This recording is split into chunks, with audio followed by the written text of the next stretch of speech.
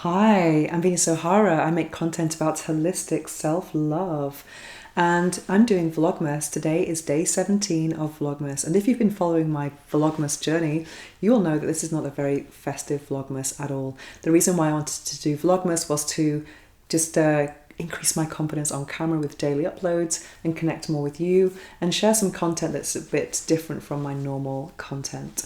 So let's talk about Christmas. You'll know probably that I'm not a fan of Christmas. And if you struggle at this time of year, I wanted to make this video for you. I hope you find it inspirational and I hope it brings you peace. And I wanted to share some of my own coping strategies with Christmas because I know it can be very challenging for lots of people and I'm no exception. For me, my challenges with Christmas have been, so many things actually over the years. And I think for me, I don't really have a very good associations with Christmas, I think, for many, many, many reasons. And those reasons have kind of changed over time. But I want to go back to 2019, actually. I think I made a video that year in another Vlogmas. I have been doing Vlogmas for many years. And it was called Why I Hate Christmas. And I really went into detail about Christmas. And there was lots of views on this video. I'm going to leave a link below, and there were lots of comments as well that were, from people who also didn't like Christmas.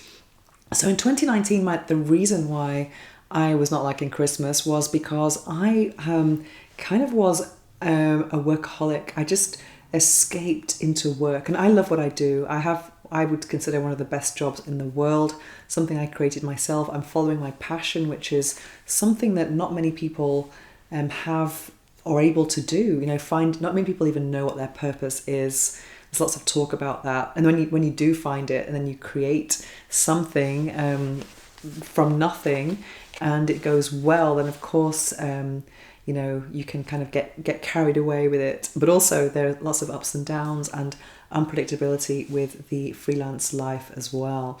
So my reason for not liking Christmas was when I stopped working, I didn't really know who I was. I didn't really know what my life was about. And also the topic of sexuality and relationships is a very personal one. And I felt sometimes that I was making content at the expense of my own personal life, which sounds crazy.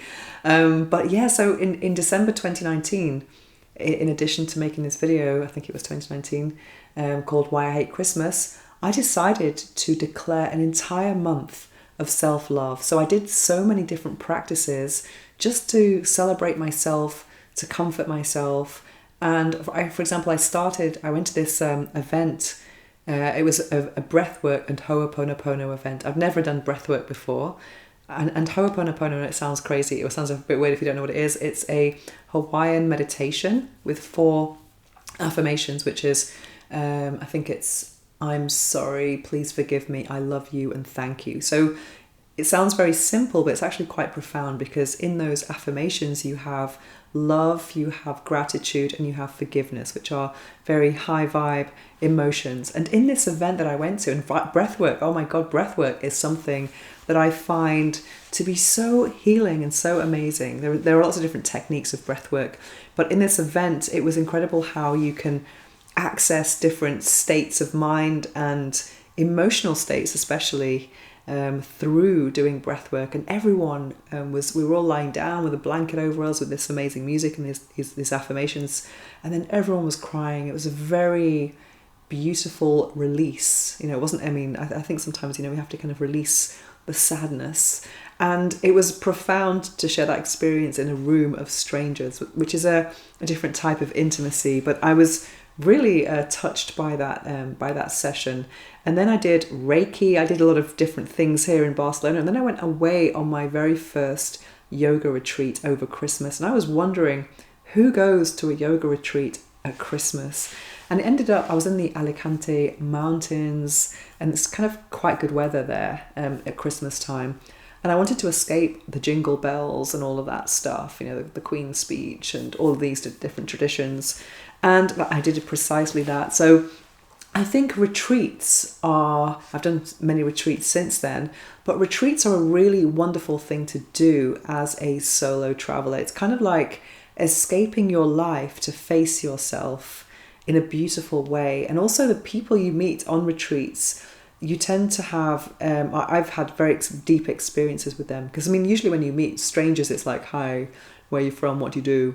But in a retreat, it's like, hi, what's your name? What's your trauma? You know, it was like people were really explaining why they were there at Christmas. And in this particular retreat, there were lots of women who it was their very first Christmas without their children because they had just become divorced or separated. So there was a lot of pain, but there was also a lot of laughter and a lot of sharing and supporting and no jingle bells. And I said to myself, this is one of the best Christmases I've ever had, because sometimes in life, often in life, it takes a painful event to propel you into doing something good for yourself. You know, I think there's a moment of, you know, acknowledging the sadness, but then you get to a point where, you know, self-preservation kicks in and you want to kind of improve and bounce back and do something that's going to be, you know, going to be good for you and you know, not just kind of dwell in the self-pity. So that's what for me the retreat was, and I said to myself, I'm going to do this every year.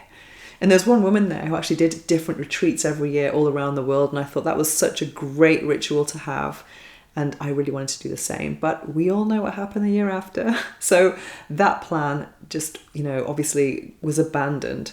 So the following year, as we couldn't travel, I created another ritual, which was I hosted an orphans vegan dinner on Christmas Day. And I'd been doing that ever since. And now at the restaurant I was doing it at, the restaurant closed in October, so now I'm like, what am I going to do? Need to find a new ritual. I still don't even know what it is yet, but it's going to be next week anyway. But the point is, I kind of abandoned that plan. And yeah, so I kind of created a new one.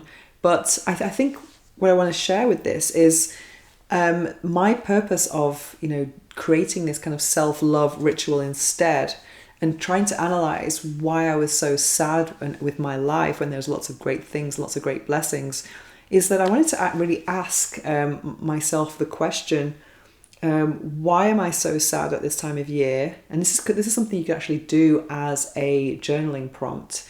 And what would make me feel better next year or in future Christmases? You know, what is the cause of this sadness or trigger or whatever it is? And for me, I think for me, my solution of this is trying to create a life that has more balance and not just be working all the time. And I've kind of really improved since then. Also, I had a very similar experience with Sundays and weekends. I used to work all the time and sometimes just not really see people. But now I'm making a bigger effort to kind of be more sociable. And also just, I'm actually become a bit of a socialite lately. So that's something that I've really worked on quite hard. And so I think that's a really good thing to think about, is that what can you create in your life so that Christmas is not such a burden in the future. But I mean, also, you know, sometimes people don't have that autonomy to make these decisions. Sometimes people have lots of, you know, responsibilities with, you know, family, etc. And sometimes that can mean you cannot make certain decisions because there are expectations of you that you cannot really get out of. But still, I think it's something to think about. How can you celebrate yourself in a way that's kind of creating a new ritual and maybe having Christmas as something to look forward to or not something to dread at least. Something else that I did in another Christmas, I can't remember which year it was, is that I actually fed the homeless on Christmas Eve. And that's a great thing to do. I think in, you know, Christmas Eve, Christmas Day, there's always lots of openings and opportunities for charity work. And there are always people who are, you know, in a much worse state than you are. So doing that as well can be a good thing to do. I remember when I did that, when I came home, I just remember feeling so grateful for my warm bed and thinking of, you know, all these people, you know, on the cold streets, just waiting for the people to come with warm soup. You know, it's just really puts things into perspective, and just not liking Christmas is actually a really kind of first world problem if you think about it in that way.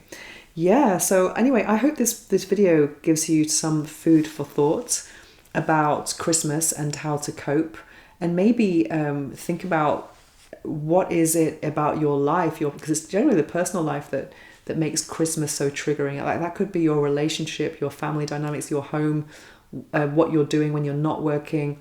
but really think about what can I change, and use this sadness or this reflection as inspiration to make changes. And I know this happens a lot because a lot of people decide to divorce in January. In fact, I interviewed a woman a couple of years ago on my podcast who was a divorce lawyer, and it's well known fact that the first Monday or the first working day of the year is the busiest day for family lawyers who are working on divorces. So even if that's not your case, whatever, there's just something that needs to change if you're looking at your life when you're not working. Because a lot of the time we are filling up our lives with distractions, social media, watching TV, or socializing, or drinking, or working. But there comes a time when you take away all of those things and it's just you, and you think, what can I do to create fulfillment in my life? What brings me joy?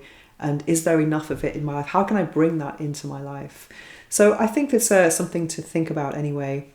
But for me, I'm trying to get back into that kind of retreat vibe for future Christmases at least.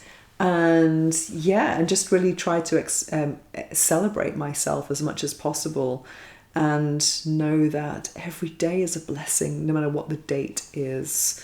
And really be glad when all those horrible Christmas songs are over in the shops. Anyway, that's my video for today, and I'd love to hear your thoughts on this. If you're someone who doesn't like Christmas, share with us what you do to actually get over Christmas, and what you might be thinking about changing in the future to make Christmas a time for celebration, a celebration of you. Anyway, thanks for watching, and if you want to check out my 8 Pillars of Self-Love course, which is actually doing really well. I launched it on Monday. Check it out. There's a link in the description below, and that's a great way to start with any of these transformations. Is self-love is the foundation, and I'm getting really good feedback on it. It's available on Insight Timer, which is the world's #1 meditation app, and meditation is always a good thing to do. I'm also a meditation teacher on there. I'm going to leave links below. If you want to spoil yourself and buy my book for Christmas, Orgasmic Manifestation, which is all about manifestation, which is a great thing to do if you are planning a new life with new goals. There's a whole chapter about making your wish list, chapter 4. And then what else do I have in there? And also my podcast as well. So I have lots of gifts for you in the description below. And that's my video for today. If you have any questions or suggestions for new topics, don't hesitate to make the suggestions in the comments below. I'll be reading all of them, and I'll be replying to all of you as well. Mwah! Thank you.